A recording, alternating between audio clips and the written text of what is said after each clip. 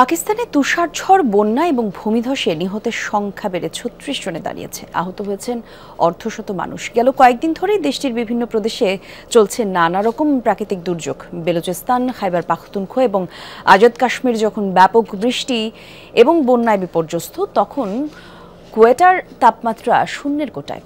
এর মধ্যে বন্যায় বিপর্যস্ত বেলুচিস্তানের সোয়াত ভ্যালি সহ খাইবার পাখতুনখোয়া এবং আজাদ কাশ্মীর।